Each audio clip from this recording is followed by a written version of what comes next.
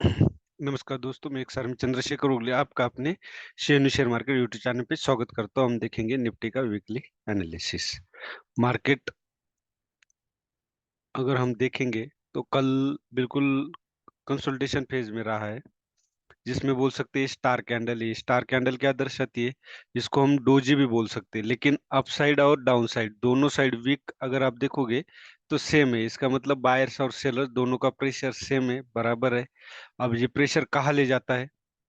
ये हाई और लो ब्रेक करने के ऊपर डिपेंड करेगा। लेकिन मेरा मानना है मार्केट में क्या है, यहाँ से सेलर्स एक्टिव हुए थे 21,600 से, लेकिन उसके बाद वो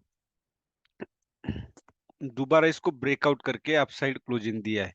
अभी ब्रेकआउट कैंडल अगर आप देखोगे तो ये एक प्रकार की मारू बाजू कैंडल है, फुल्ली बुलिश है। आप वॉल्यूम भी देखोगे तो वॉल्यूम भी फुल है। लेकिन क्या है, अभी ब्रेकआउट के बाद एक पुल बैक जरूरी होता है। ब्रेकआउट के बाद जब कोई भी स्टॉक हो, इंडेक्स हो, ब्रेकआउट के बाद एक पुल बैक जरूरी होता है। तो वो पुल बैक क्या है, इस तरह से दोबारा 21,600 के आसपास आने के बाद मार्केट ऊपर जाना चाहिए, तब एक अच्छी मूवमेंट हमें देखने को मिलेगी।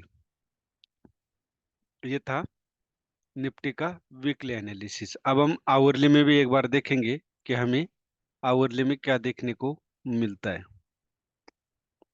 आवरली में भी हम देख सकते हैं कि ब्रेकआउट के बाद आप देख सकते हो, यहाँ ब्रेकआउट के बाद एक बार आना जरूरी है। यही मार्केट का रूल है। इसी हिसाब से बायर्स और सेलर्स, बड़े बड़े ट्रेडर चलते हैं। हमने भी उसी हिसाब से चलना चाहिए जिस तरह वो चलते हैं। तो ये था। अब यहाँ से अगर हम एबीसीडी पैटर्न लगाते हैं तो हमें क्या देखने को मिलता है? यहाँ एक कंसोलिडेशन मिलेगा, या तो यहाँ से एक पुल बैक आने के चांसेस है। 786 मतलब यहाँ 1.27 पे अगर हम लगाते हैं ये, तो यहाँ पे ये करेक्ट, यहाँ पे देख सकते हो, यही से एक कंसोलिडेशन या एक करेक्शन यहाँ तक आएगा 21,600 तक। उसके बाद अपसाइड मूवमेंट देगा। अभी 5 मिनट में हम सीधा ही चलेंगे। 5 मिनट में ज्यादा कोई बातें नहीं करेंगे।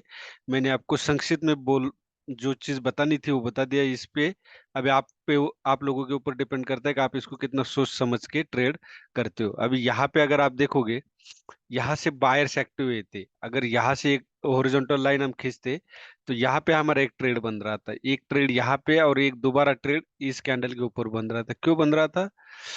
क्योंकि ये डबल बॉटम बना। यहाँ से बायर एक्टिव है, इसका मतलब डबल बॉटम बना। यहाँ से ट्रेंड लाइन खींची थर्ड, और थर्ड के बाद यहाँ अगर पैटर्न आप देखोगे तो इंगल बना, सॉरी, हरामी पैटर्न बना। तो हम यहाँ पे भी एक ट्रेड कर सकते थे और एक यहाँ पे ट्रेड कर सकते थे, क्योंकि जहाँ से बायर एक्टिव है। अभी साइकोलॉजी पे भी चलना है।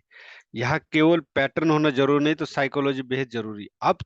अब ये 3 टाइम हुआ है। अगर चौथी बार यहाँ आता है, ब्रेक करके एक पुल बैक देता है, तो हम यहाँ पे सेल साइड बैठेंगे और टारगेट हमारा 21,600 होगा। उसके बाद ही अगर हम यहाँ बाय साइड सोचेंगे 21,600 के आसपास। ये था हमारा निफ्टी का एनालिसिस।